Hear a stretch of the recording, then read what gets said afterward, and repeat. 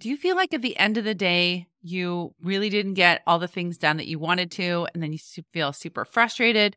Next thing you know, you're reaching for ice cream? Well, if that sounds like you every once in a while, welcome to this podcast. My name is Dara Tomasson, and this is Love Yourself Thin podcast, episode 146. How weight loss and how to spend your time. Well, I'm really enjoying being able to share the podcast, not only by your favorite podcast provider, but on my YouTube channel. So if you want to see me and my beautiful pink lipstick or my fun earrings or necklace, you can come and watch me on YouTube. And so the link is there. All right. So before we start into the meat of the podcast, about time management and how you spend your time and learning how to have more trust with yourself, I always love to share the ripple effects of what happens in the lives of the Love Yourself Thin members, like their husbands, their children, their neighbors, their whoever they are. This one is, we just had a solar eclipse recently, and my client, the member, her husband really wanted to go and see it, and they had to drive 3 hours and sit in this one spot so that they could get a really good view of it. She did it. And normally she wouldn't go and do those kinds of things, but she decided that she wanted to be that kind of wife. And I think about her husband, who is very adventurous. He loves to do these kinds of things. And the fact that his wife came with him, he's just loving it. There are a lot of husbands who endorse Love Yourself. All right. We're going to go into the now, if you don't know, there's always a handout. And so if you're watching the YouTube video, I have the handout right here. If you're listening, you can just go to the show notes and you can see the handout. In fact, I have handouts for every single one of my episodes. As a former school teacher and know about how people learn, I know for me, when you slow it all down and you have a way to look at something in a new way, kind of direct your mind and slow down and put that pen to paper or, typing it out, however you want to do it. It really does help solidify your understanding. So I do recommend you listen to my podcast all the way through. Maybe you're on a walk, maybe you're doing dishes or you're chain piecing, and then you can come back and listen to it the second time with the worksheet. So that's what I would recommend. So I want to just ask you, how was time management modeled to you? So when you think back about when you were a kid, did you see your parents or your cousins, your aunts and uncles, did you see them relaxing? Did you see them valuing downtime? Or did you just see working was like really important and that's what they spent most of their time doing? Did you see gender roles in how you manage time? I have so many distinct memories of being at family functions and just watching the women in my family just never stopping. And the only time they really kind of stopped to visit and chat was when they were doing dishes. And so, but I remember the men all sitting in their lounge chairs and just talking, and they never really got involved even with the activities with the kids. Quite often it was the moms that did everything, and I never really saw, modeled playing. Like my mom never sat and did Play-Doh with me, but she would definitely do reading homework over the summer holidays. I just want you to just give yourself a minute to reflect on, how is time management modeled to you? Because however they spent their time, whatever you spend your time on, that's what you value. So if you're rebelling against that, or you're not aligned with like the values that you have about how you want to spend your time, then you're not going to feel good. But if you don't spend some time thinking about it, then you're not going to even know that that's why you feel off. When you have that feeling of like, I'm not quite there. Now, what were the messages you received about how a good person should spend their time? And this is a really good opportunity for you to spend some just thinking about it, really looking at, what is my relationship with time? How often did you hear your parents, your cousins, grandma and grandpas talk about, you're such a waste of time? One of the problems around time management is that we actually only have a limited amount of time. So when you have a limited amount of time, that can bring up scarcity, which means like not enoughness. So if you feel Like, and it's true because I love this analogy. You can make a cake in 1 minute. You can make a cake in an hour. You can make a cake in like 10 hours. And the 1 minute is literally you can go online, click, click, click, put your credit card in, and the cake will be made, delivered, and brought to you. Isn't that amazing? Or you can do it in an hour where you just go and get like a cake mix and just put it together. Or it could be done in 30 seconds when you assign it to one of your children or whatever that is. Or you could decide that you're going to make this certain kind of cake and it's going to be amazing and incredible. And you're going to learn how to do it and you're going to learn how to make ganache and you're going to do all these different techniques, right? You can do that too. You can decide how you want to use your time, but the truth of the matter is there is a limited amount of time. I've done a podcast about mind juice, and I'll never forget listening to Jody Moore's podcast when she introduced me to the term of mind juice. She said, we only have so much mind juice. And she gave the example of deals at stores. You know, when you go to a store and they'll say, hey, if you get this card, you can get 10% off. Or, hey, if you do this, you can get these points. And I remember her saying that it just used up so much of her mind juice that she'd rather not. And I couldn't believe it. I thought, that's crazy. Of course you need to get the deals. And when I thought about it, I thought I can see how that could be a problem. Because then she said, then I have to worry about the credit card payments. And I have to set up a whole new account on my online banking. And it's just one more thing. And it just takes up, it really does soak up my time. Just very interesting concept of when you only have so much time. When you go into scarcity, your body goes into more of a deprivation of I'm not enough. There's like a shame part. We also have our vagus nerve, which goes from our brain down to our elimination parts. And we have two parts of our nervous system that's attached to the vagus. We have our sympathetic nervous system and we have our parasympathetic nervous system. Our sympathetic nervous system, it operates things like our digestion, our breathing, all of that. So that's why, like, if we become super nervous, what do we have to do? We have to go pee, right? So the sympathetic nervous system, it controls the fight and flight response. So if we need to always be monitoring, so the 5 things of the sympathetic nervous system, it accelerates our heart rate, it widens our bronchial passage, so our lungs, so we could breathe more. It decreases our large intestine. It's like if we have to go to the bathroom and we have to be running, it's like, no. We don't have time for that. It constricts blood vessels. It causes pupil dilation. It activates goosebumps and starts sweating and raising blood pressure. So it's letting us know we need to go into action. But the sympathetic nervous system, I like to think of it like a parachute. It opens and it slows everything down. And we're able to really look at what's really going on.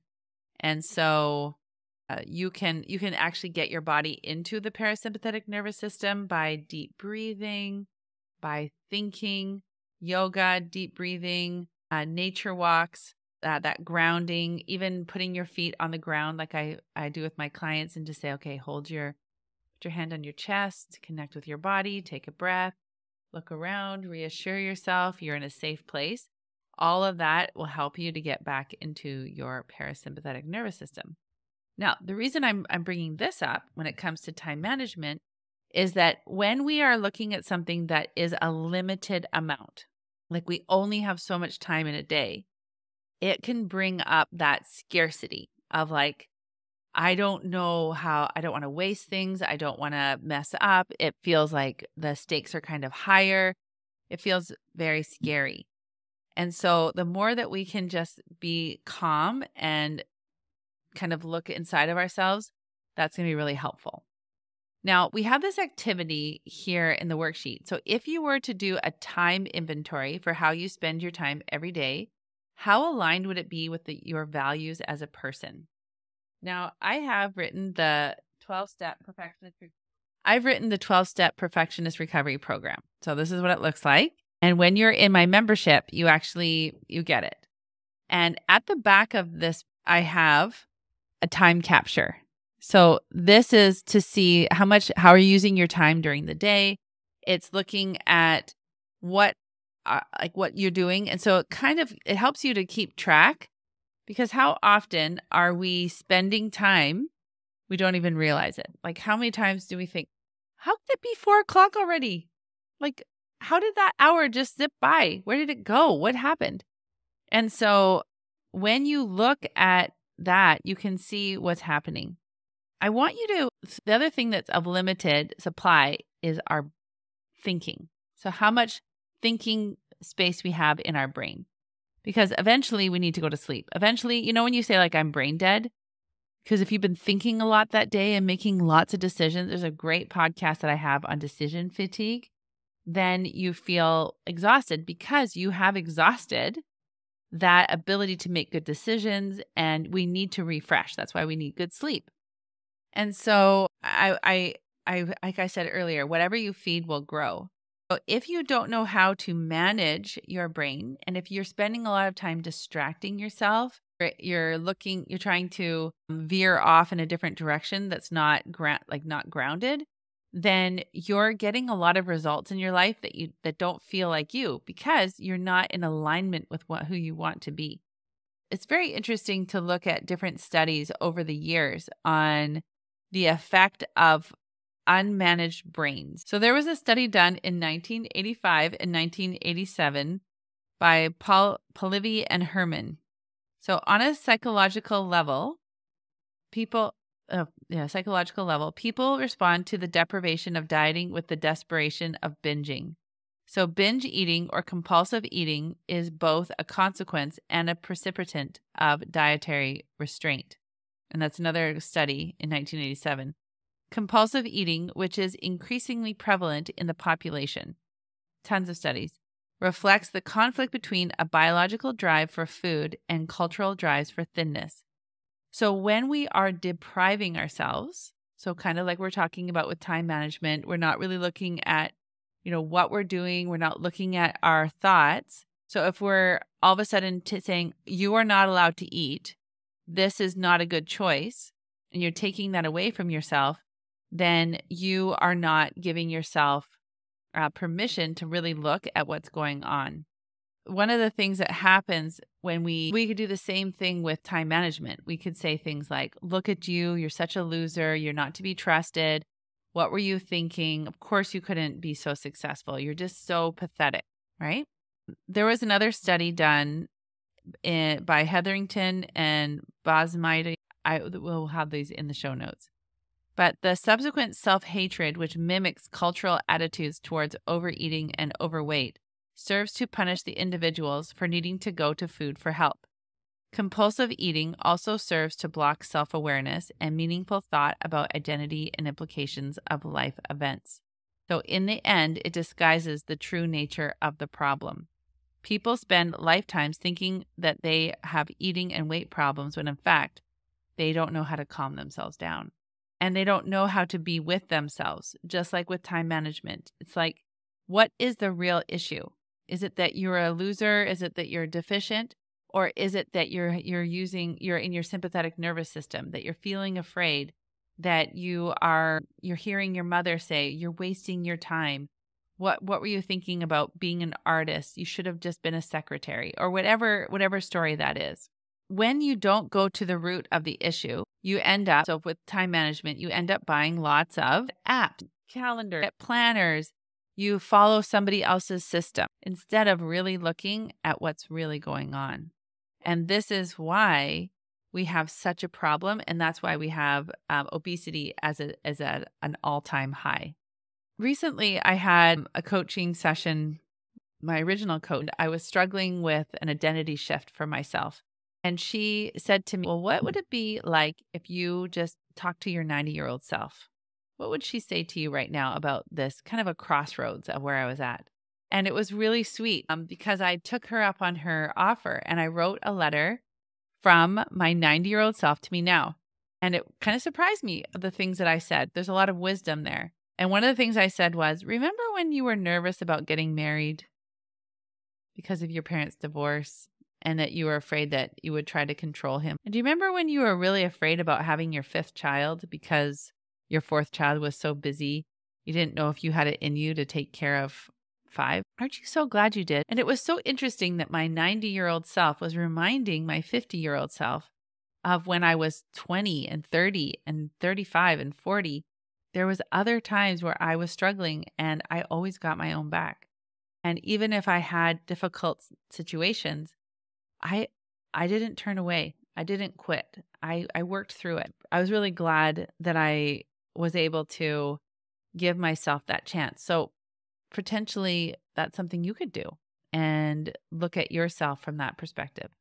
The last thing I want to share in this podcast that I think is going to be so helpful, because I shared a lot of different concepts, but so I talked about how we have different values. We are handed down different values from our parents. And if we're not aware that we're punishing ourselves with those values and maybe we're not aligned with them anymore, or maybe we don't even think that we could change them, or maybe we don't even realize that it's an option. You know, in my family, do I keep up that same thing of me just being in the kitchen doing all the cleaning and all the cooking? Is that something I want to keep doing?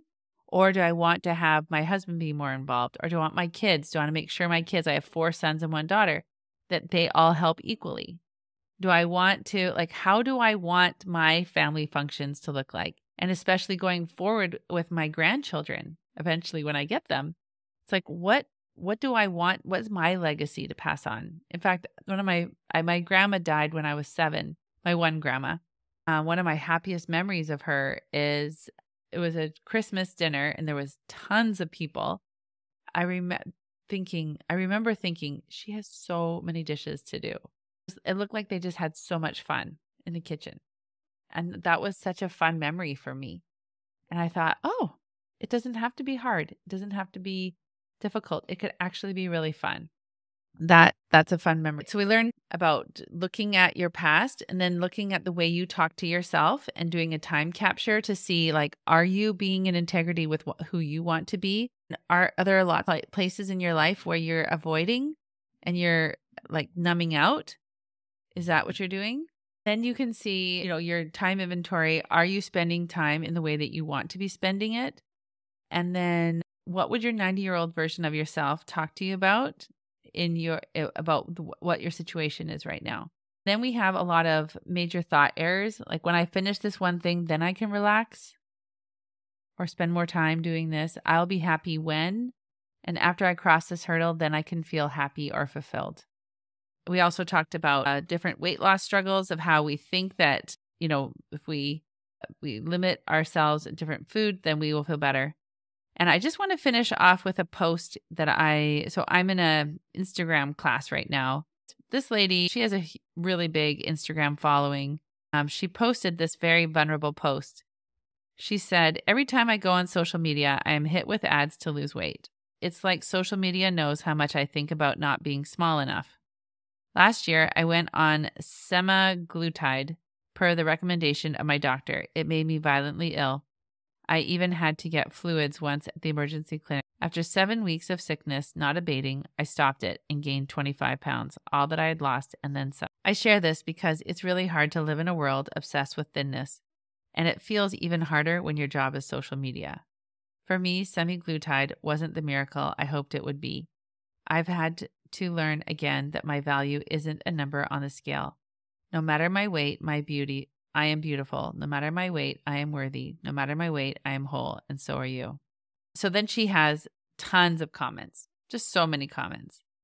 And what I liked, one of the things that she said was, "I'm going to leave comments on, but if it turns into a debate about weight loss methods for losing weight, I will turn them off. Please be the lovely, respectful people I know you to be."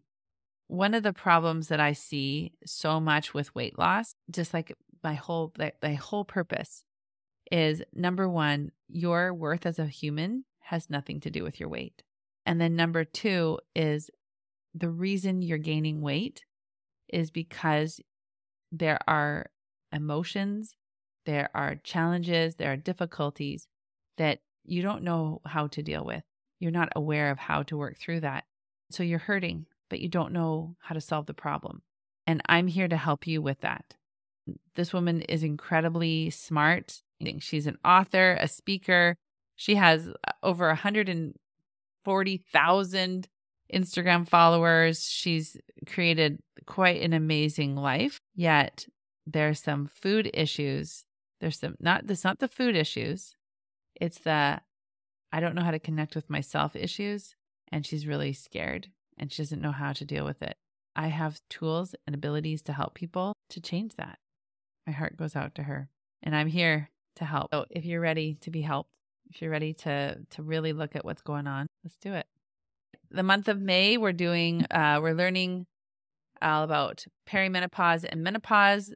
So however old you are, you're going to learn so much. There's webinars every week for the month of May. And then we're going to take a deep dive in my program on perimenopause and menopause for the month of June. So if you're interested in diving into that, you can go check it out. All right, take care. Bye. If you find so many tools and gems from the podcast, you wouldn't even believe what a difference it is in the membership where we go deep into these topics. And for the month of May, we are going to work on how our mental health impacts our physical health. And so if you are struggling with anxiety or depression or any of those mental health issues, I invite you to consider coming and preparing for joining us in Love Yourself Thin, where we're really going to take a deep dive into that. I can't wait to see you there. Bye.